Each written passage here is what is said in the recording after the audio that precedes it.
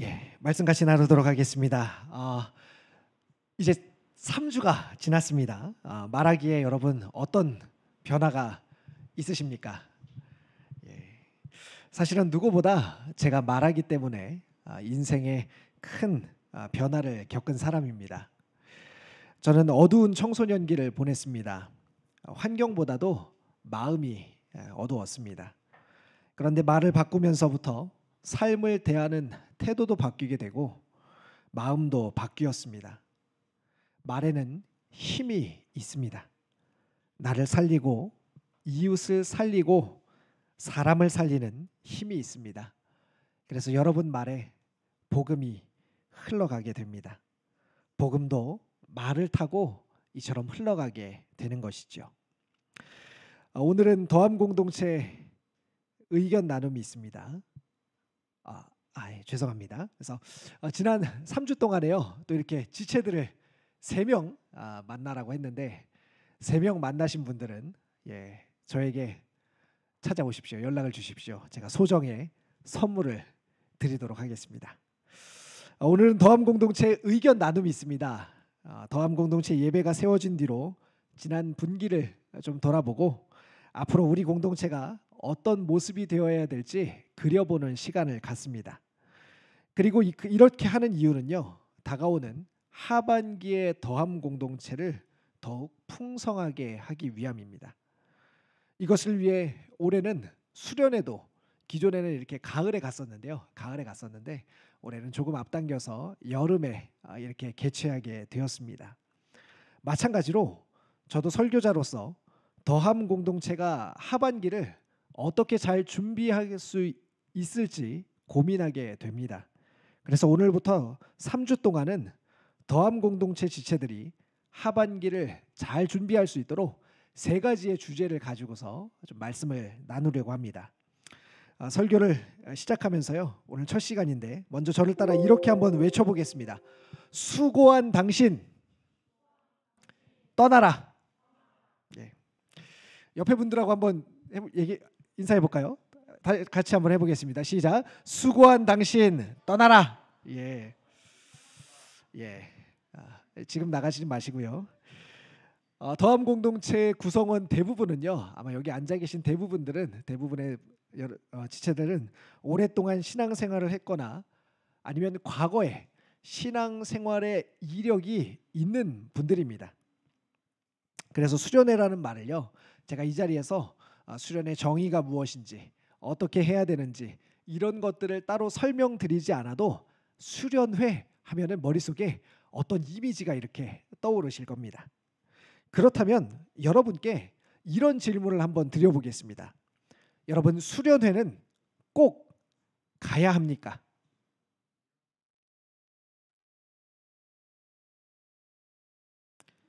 네?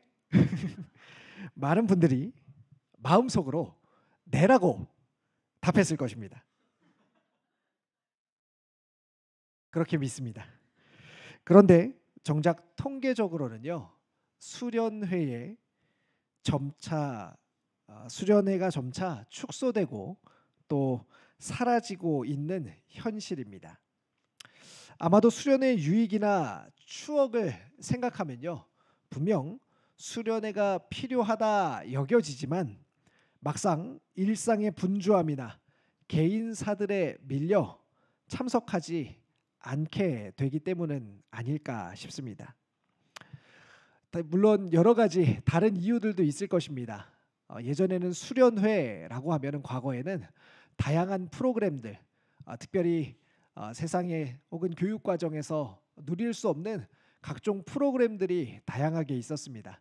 하지만 지금은 이런 수련회의 다양한 프로그램들을 이미 넘어서는 훨씬 더 뛰어난 문화 콘텐츠들이 존재하고 있습니다.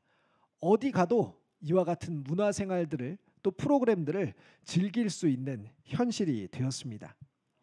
또 어떻습니까? 수련회 하면 보통 저녁에 집회가 있게 되죠. 이 집회에서 얼마나 강사가 말씀을 잘 전하느냐가 그 수련회의 성패를 결정할 만큼 이 강사의 말씀 또 강의는 중요한 비중을 차지해 왔습니다. 그래서 나름대로 교회들마다 치열하게 여름이 되면 좋은 강사를 섭외하려고 애쓰기도 합니다. 하지만 지금은요, 유튜브에 그 좋은 강사들의 강의와 설교와 말씀이 넘쳐나는 시대가 되었습니다. 언제든지 어디 수련회라고 검색하면은 심지어 내가 그 수련회를 참석하지 않았더라도 그 수련회에서 있었던 모든 말씀들을 생생하게 들을 수 있는 그런 시대가 되었습니다. 따라서요, 수련회를 꼭 가야지만 그 말씀을 들을 수 있나?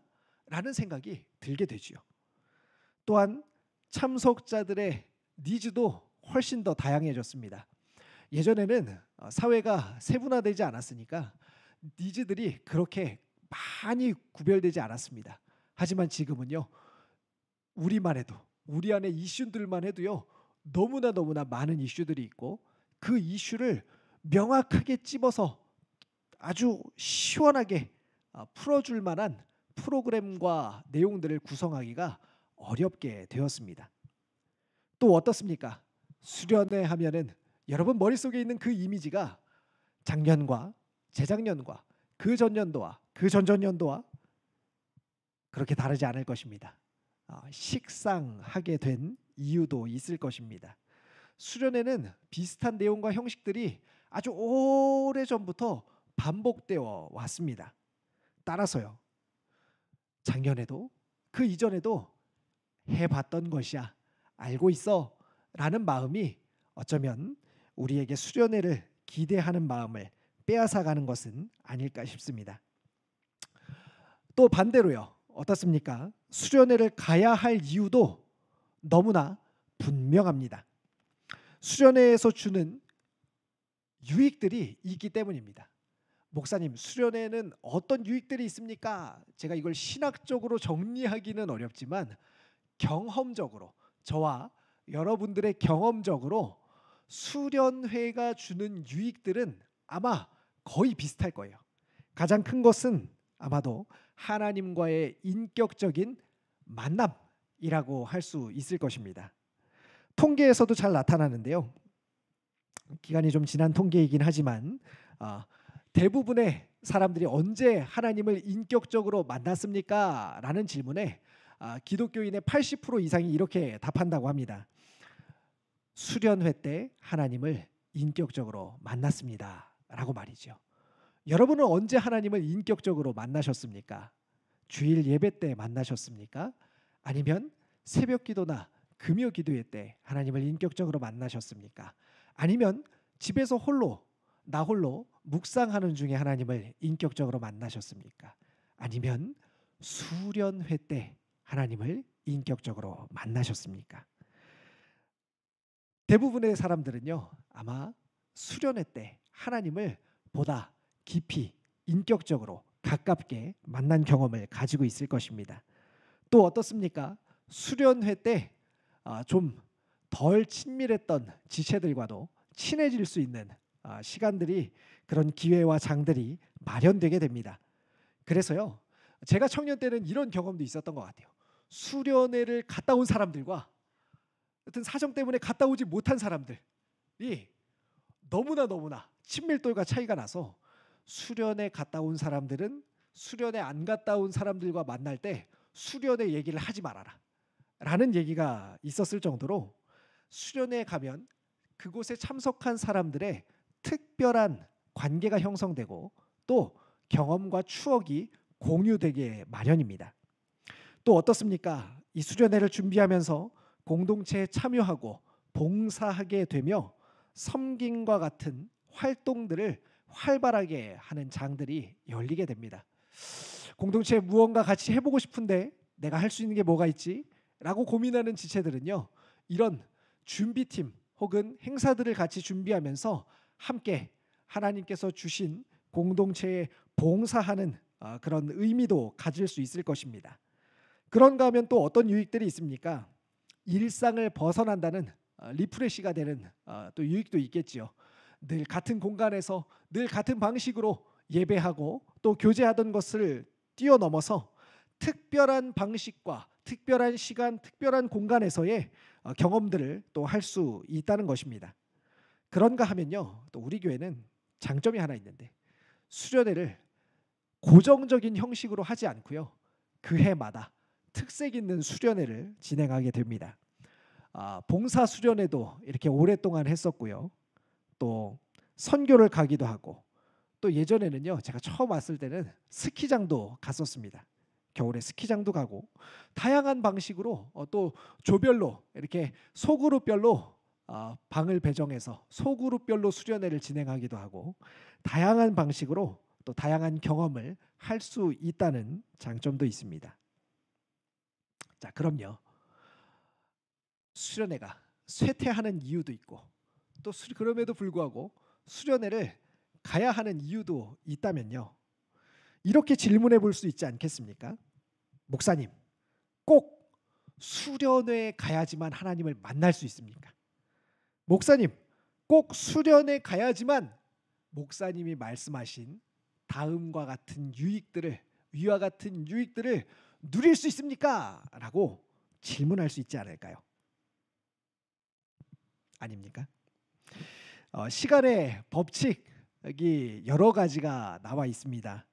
이미 잘 알고 계시는 1만 시간의 법칙이라든가, 또 최근에는요 3시간의 법칙 등등 다양한 시간에 대한 법칙들을 설명하는 사람들이 많이 있습니다. 하지만 이 모든 시간에 관한 법칙들의 공통점이 한 가지 있는데요. 무엇일까요? 시간을 투자한 만큼 얻게 된다는 것입니다. 얼마나 많이 효율적으로 거둘 것인가는 부차적인 문제로 밀어놓고라도, 시간을 투자하는 사람과 시간을 투자하지 않는 사람에 대해서는 분명한 차이가 일어난다는 것을 설명하는 것이죠. 성경은 어떻습니까? 시편 기자는 울며 씨를 뿌리러 나가는 자는 반드시 기쁨으로 그 단을 가지고 돌아오게 될 것이라고 말합니다.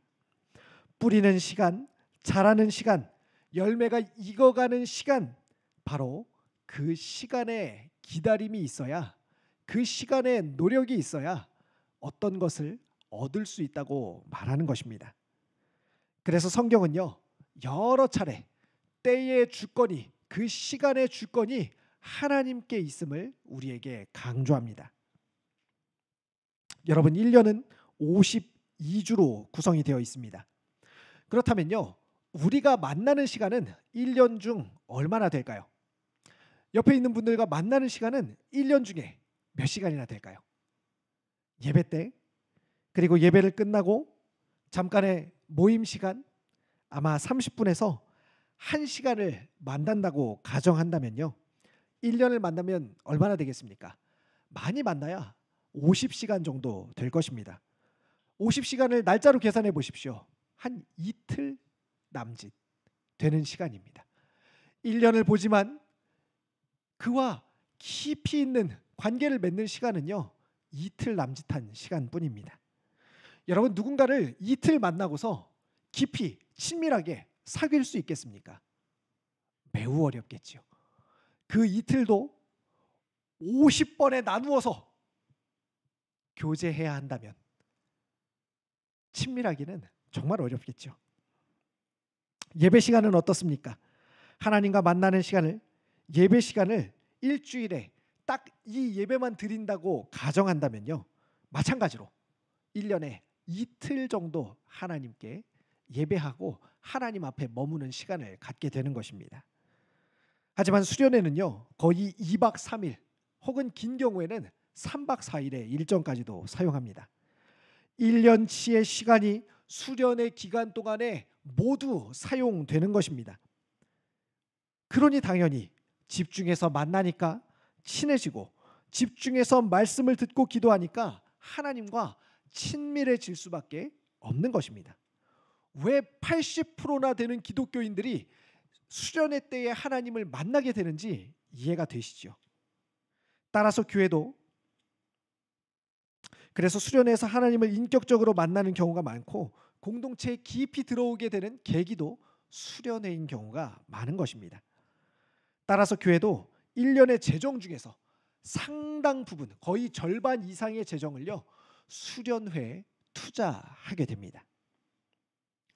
아주 집중해서 모든 역량을 총동원하여서 하나님을 만나고 지체들과 함께하는 시간을 충만하게 보내도록 하는 것입니다. 1년의 예배와 1년의 교제의 압축판이 바로 이 수련회인 셈입니다. 자, 그렇다면요, 이렇게 수련회에 대해서 제가 설명을 했는데요, 이렇게 한번 질문해 보면 어떨까요? 목사님, 그러면 수련회에 성경적인 모델이 있습니까? 예수님과 제자들은 수련회를 간 적이 있습니까? 라고 질문해 볼 수 있지 않을까요? 여러분 어떻습니까? 예수님과 제자들이 수련회를 간 적이 있을까요? 없을까요? 맞춰보십시오. 네? 매일매일 예, 매일매일 수련회 너무 어렵다. 예수님과 제자들이 수련회를 간 적이 있을까요? 없을까요? 성경에서는 수련회라는 단어를 찾을 수는 없지만 지금 우리가 계획하고 또 경험하는 수련회와 비슷한 맥락은 찾아볼 수가 있습니다. 그것이 바로 오늘 본문의 내용인데요. 마가복음 8장 27절에서 30절은 예수님께서 제자들 데리고 가이사랴 빌립보 지방으로 가셨다라고 말하고 있습니다. 여기는 예수님께서 주로 사역하고 계셨던 벳세다로부터 북쪽으로 한 40km 정도 떨어진 곳이었는데요. 그곳에는 이스라엘에서 가장 높은 한 2,800m 정도 높이라고 합니다. 헐몬산이 있습니다. 이 산에서 흘러내리는 물은요, 여러 가지 줄기를 형성해서 산으로부터 지면까지 아주 여러 가지 줄기를 형성해서 전체에 여러 갈래 물줄기를 만들어 흘러내리며 전 지역으로 통과하여서 마침내 요단강으로 모이게 됩니다. 이 물로 인해서 가이사랴 빌립보 지방은요 매우 비옥했고 경치 또한 아주 멋진 경치를 갖고 있었습니다. 왜 수련회를 하면 교회를 떠나 다른 곳으로 가게 될까요? 예수님께서 제자들을 데리고 산으로 가셨듯이 우리도 수련회를 통해서요 건물을 떠나 교회 건물을 떠나 자연으로 갑니다. 인간의 손으로 만든 도심과 건물을 떠나서 하나님께서 만드신 피조 세계의 깊은 곳으로 들어가게 되는 것입니다. 너무나 바쁘고 분주한 일상을 살고 계시죠. 이런 일상에서는요 사실 하나님을 바라보기가 매우 어렵습니다.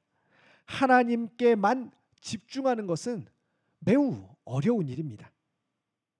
하지만 수련회는 이런 일상을 떠나게 합니다. 일상을 떠나면 새로운 것이 눈에 들어오게 됩니다. 그래서 우린 종종 여행도 하지 않습니까? 눈을 들어 세상을 보게 됩니다. 그런 점에서요 이번 수련회는 너무 기대가 많이 됩니다. 제가 답사를 갔다 왔는데 수련회 장소를 이렇게 둘러싸고 산이 병풍처럼 펼쳐져 있습니다. 계곡 물소리를 들으며 계곡을 타고 내려오는 바람을 맞고 있으니까요 마음까지 시원해지는 기분이었습니다. 그렇다면 일상을 떠나면 모두 다 수련회라고 할 수 있습니까? 그렇지 않습니다. 마가복음 8장에는 아주 유명한 구절이 기록되어 있는데요. 29절 뒷부분에 보니까 베드로가 이렇게 말하고 있습니다. 베드로가 대답하여 이르되 주는 그리스도시니이다. 이 말이 어떤 말인지 여러분 잘 알고 계시죠? 예수님께서 제자들에게 물어보십니다. 너희는 나를 누구라고 하느냐? 그러자 제자들 중에 베드로가 주는 그리스도십니다. 또 다른 본문에는요. 주는 그리스도시요 살아계신 하나님의 아들이십니다. 라고 말하기도 합니다. 가이사랴 빌립보는 로마 황제 아우구스투스가 헤롯에게 준 지역이었습니다.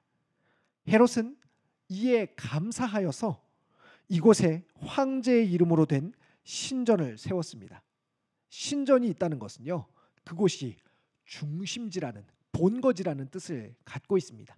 그러니까 어떤 중심지가 됩니까? 우상 숭배, 황제 숭배의 중심지가 바로 그곳이었다는 것입니다. 그런데 이곳에서 예수님께서는 제자들에게 물으십니다. 너희는 나를 누구라고 하느냐? 제자들은 이 질문을 이날 처음 받은 것일까요? 저는 그렇게 생각하지 않습니다. 이미 많은 사람들로부터 저가 누구냐? 이 사람이 누구냐? 이 랍비는 도대체 정체가 무엇이냐? 라는 질문을 제자들은 끊임없이 들어왔습니다. 그리고 그 질문에 나름대로 자신들 스스로 고민해 보기도 하고 답해 보기도 하고 또 본인들끼리 자기들끼리 열띤 토론을 펼치기도 해봤을 것입니다. 하지만 이때까지 누구도요, 주님은 그리스도십니다, 주님은 하나님의 아들이십니다 라고 말한 적이 없었습니다. 그러나 성경은 이곳에서 그 질문에 진정한 답을 들려줍니다. 베드로는 가이사랴 빌립보에서 가장 중요한 답을 찾았습니다. 산에 올라서 멀리 바라보던 중에 베드로의 머리에는 한 생각이 스쳐갔습니다. 지금까지 예수님을 따라다니면서 자신이 추구해왔던 것이 이게 아니었구나 라는 깨달음을 얻게 된 것입니다. 그리고 그제서야 예수님에 대해서 비로소 예수님 그리스도십니다, 살아계신 하나님이십니다 라는 답을 내놓게 된 것입니다.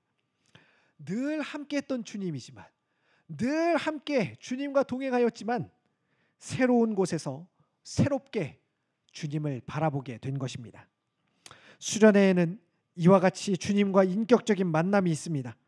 늘상 드리던 예배에서, 늘상 드리던 기도에서 경험할 수 없는 특별한 경험이 바로 그곳에 있습니다. 베드로는 헐몬산에서 예수님과 함께하는 삶을 더 멀리 바라볼 수 있게 되었습니다. 우리는 살면서 때로 무엇이 중요하고 무엇이 덜 중요한지, 또 무엇을 먼저 해야 하고 무엇을 나중에 해야 하는지 잊어버린 채 사는 일에 급급해지곤 합니다. 목숨을 부지하고 생존하기 위해 마치 그것을 위해 우리가 존재하는 것처럼 살게 되는 경우도 있습니다. 그럴 때면 일상을 떠나 높은 산에 올라가야 합니다. 어그러지고 내 인생에서 삐져나간 것들을 바로잡고 가지쳐야 합니다.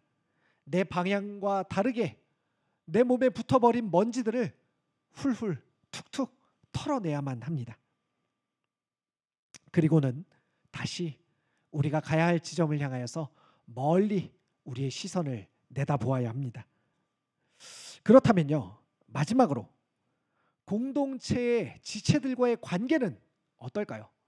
목사님, 본문을 읽어보니까요, 교제나 관계에 대한 얘기는 없던데요? 라고 질문할 수 있지 않을까요? 근데 저는 이 본문을 보면서요, 한 가지 연결된 시편이 생각이 났습니다. 시편 133편 말씀인데요, 제가 한번 읽어보겠습니다. 잘 들어보십시오. 보라, 형제가 연합하여 동거함이 어찌 그리 선하고 아름다운고, 머리에 있는 보배로운 기름이 수염 곧 아론의 수염에 흘러서 그의 옷깃까지 내림같고, 헐몬의 이슬이 시온의 산들에 내림같도다.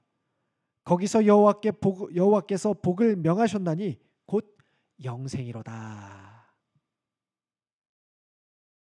여러분, 여기서 말하고 있는 헐몬이 지금 제자들이 올라가 있는 그 산입니다.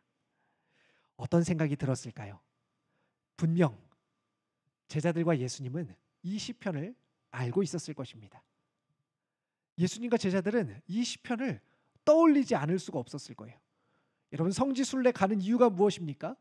우리가 들었던 얘기, 우리가 들었던 말씀, 우리가 들었던 그 지명들에 직접 가서 그 생생한 이야기를 확인해 보고 싶은 것이 아닙니까? 누군가에게 이야기를 듣고 여행을 떠나는 이유가 무엇입니까? 추천받았던 그 지역, 또 보았던 사진 속에서 보았던 그곳에 가서 그 경험을 생생하게 나의 것으로 만들기 위함이 아닙니까? 마찬가지로 예수님과 제자들은 이 말씀을, 이 시편의 이야기를 배제할 수 없었을 것입니다. 반드시 그 이야기를 떠올릴 수밖에 없었을 것입니다. 무엇입니까? 시편 133편의 이야기는요, 형제가 연합하여 동거함이 어찌 그리 아름다운고. 함께하는 이스라엘 공동체를 기뻐하는 내용입니다. 흩어져 있던 이스라엘 백성들이 한데 모여서 그 산에 올라가는 모습을 다윗이 보면서, 야, 이것이 헐몬산에서 흘러내리는 물줄기와 같구나. 사람들이 이렇게 땅에서부터 산으로 올라오는 모습을 보면서 그것과 헐몬산에서의 모습을 비유하여서 노래한 것입니다. 여러분, 수련회에서는 하나님과의 만남도 있지만 지체들과의 연합도 새로워집니다. 예수님, 하나님을 만나는 것, 예수님을 새롭게 바라보는 것뿐만 아니라 반드시 공동체의 함께함, 공동체가 무엇인지에 대해서 떼어놓고 생각할 수 없었던 제자들과 예수님처럼 말입니다. 말씀을 정리하겠습니다. 여러분, 수련회 꼭 가야만 합니까? 가야 할 이유도 있고 가지 않아야 할 이유도 수없이 많을 것입니다. 하지만 여러분, 수련회를 통하여서 여러분의 인생을 새롭게 조명해 보시기 바랍니다. 하나님과의 관계를 새롭게 하시기를 바랍니다. 이 땅에서 매일매일의 예배만큼 중요한 특별한 만남의 시간들을, 특별한 경험을, 특별한 추억을 쌓는 일에 여러분의 시간과 마음을 내어보시기를 바랍니다. 그렇다면요, 반드시 하나님의 열심, 우리보다도 우리를 더 갈망하시는 그 하나님의 열심 때문에, 그것 때문에라도 후회하지 않을 시간과 인생의 포인트가 되리라 믿습니다. 기도하겠습니다. 하나님, 어김없이 수련회를 통하여서 우리를 만나시고 또 우리를 향한 계획을 가르쳐 주시고 또 함께하는 지체들과의 연합을 기대하며 준비하시는 주님, 저희들 다시금 수련회의 의미를 돌아보고 또 수련회에서 무엇을 저희가 구해야 할지 살펴보았습니다. 예비하신 은혜를 우리 모든 청년들에게 허락하여 주시되, 특별히 마음으로 또 아버지 하나님 시간과 또 아버지 하나님 환경을 내어서 하나님 앞에 나아가는 모든 청년들이 되도록 은혜를 베풀어 주시옵소서. 아버지 하나님, 간구하지만 또 아버지 하나님 어려운 형편에 있는 지체들도 있는 줄 아나이다. 아버지 하나님, 마음의 소원대로 아버지 하나님 환경과 모든 것들을 열어주셔서 하나님 꼭 함께하는 시간이 되게 하여 주시옵소서. 예수님 이름으로 기도합니다. 아멘.